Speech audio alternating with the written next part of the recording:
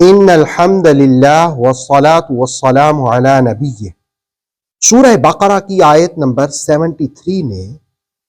ایک نبی کا حیرت ناک معجزہ بیان کیا کہ لوگوں کے سامنے دیکھتے ہی دیکھتے آنے واحد میں انہوں نے ایک مردہ کو زندہ کر دیا۔ آئیے اس آیت کے ضمن میں اس واقعے کی تفصیلات جانتے ہیں۔ فقلنا، ہم نے حکم دیا، اضربو ببعضھا، اس کا ایک ٹکڑا، فقلنا اضربوہ ببعضھا، ہم نے حکم دیا کہ مارو اس گائے کا ایک ٹکڑا، کذالک، اسی طرح، یحیی اللہ، اللہ زندہ کرتا ہے،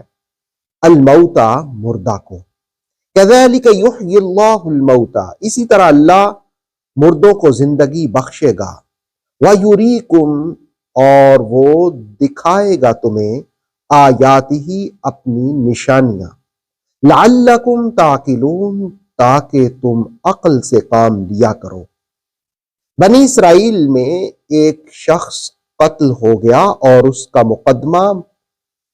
اس زمانے کے معروف نبی حضرت موسیٰ علیہ السلام کے پاس پہنچا،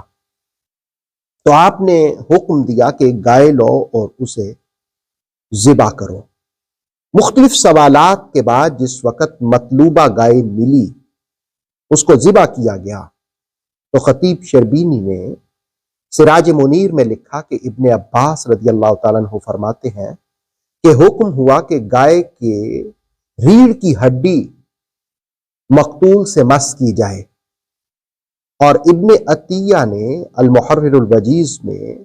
سعید ابن جبیر اور حضرت مجاہد کے حوالے سے بیان کیا کہ گائے کی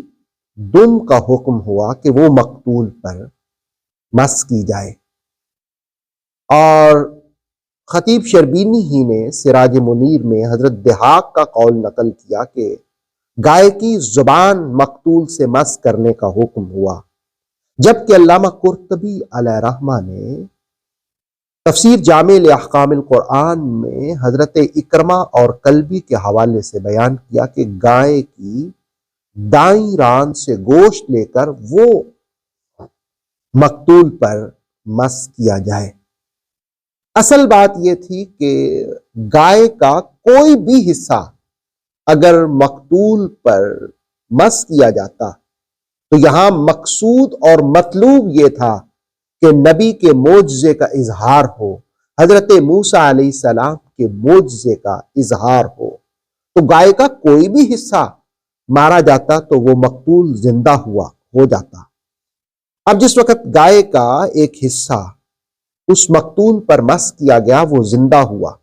جس وقت وہ زندہ ہوا تو اس نے تفصیل بتائی کہ مجھے فلاں شخص نے ایسے ایسے ایسے قتل کیا۔ موسیٰ علیہ السلام نے قصاص کا حکم جاری کر دیا، اور یہ بھی واضح رہے کہ قاتل جو ہے وہ مقتول کی وراثت سے محروم ہو جاتا ہے۔ اب یہ فَقُلْنَا اضْرِبُوهُ بِبَعْضِهَا پر سر سید ایسے لوگ جنہوں نے قرآن مجید پر خامہ فرسائی کی، وہ یہ کہہ بیٹھے کہ مقتول ہی کا ایک عضو دوسرے عضو پر مراد مس کرنا ہے، تو ایسا نہیں ہے، بلکہ پیچھے پوری تفصیلات ہے کہ گائے کو ذبح کرنے کا حکم دیا گیا، اور یہاں گائے ہی کا ایک حصہ اس پر مقتول پر مس کیا گیا۔ اصل بات یہ ہے کہ کچھ لوگوں کو نبیوں کے معجزات سمجھ نہیں آتے۔ بعض اوقات تو یوں بھی ہوتا ہے کہ یہ بیل اور گدھے جو ہیں وہ انسانوں کے بعض افعال دیکھ کر کے تو ان کو حیرت ہوتی ہے کہ یہ اشرف المخلوقات کو کیا ہو گیا، ان سے کس قسم کے افعال سرزد ہوتے ہیں۔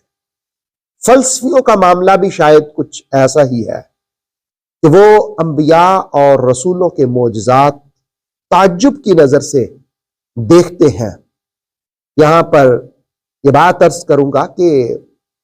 یہ جو حیوان ہے، حیوانی شعور ہے، اگر یہ انسانوں کے افعال کو دیکھے تو اس کی الف با تک بھی نہیں پہنچتا، اور انسانی شعور اگر انبیاء کے شعور، ان کی قوت اور ان کی طاقت کو دیکھیں تو شاید اس کی الف با تک بھی نہ پہنچ پائیں۔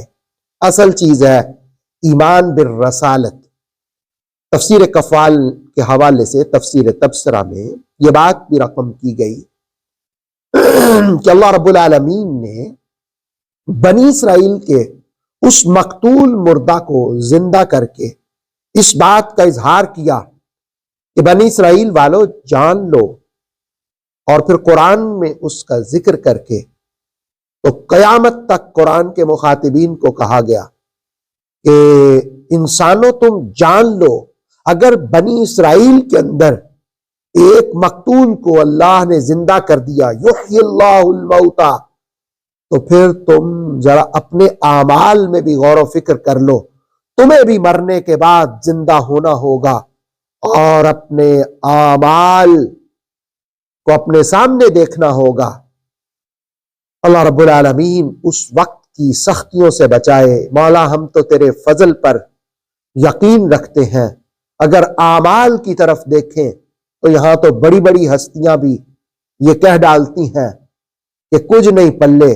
یا اللہ ہمارے پلے تو کوئی عمل نہیں ہے، ہم تو تیرے فضل پر، تیرے کرم پر، تیری رحمتوں پر بھروسہ اور یقین اور ایمان رکھے ہوئے ہیں، تو اپنے فضل ہی سے ہمیں معاف فرما دینا۔ اوتھینٹک اسلامک نالج کے لیے نور وحی یوٹیوب چینل کو سبسکرائب کیجئے، بیل آئیکن کو بھی لازمی پریس کریں۔ نور وحی کے فیس بک پیج، ٹک ٹاک اور انسٹاگرام کو بھی فالو اور لائک کیجئے تاکہ ہماری ہر نئی آنے والی ویڈیو آپ تک بر وقت پہنچ سکے۔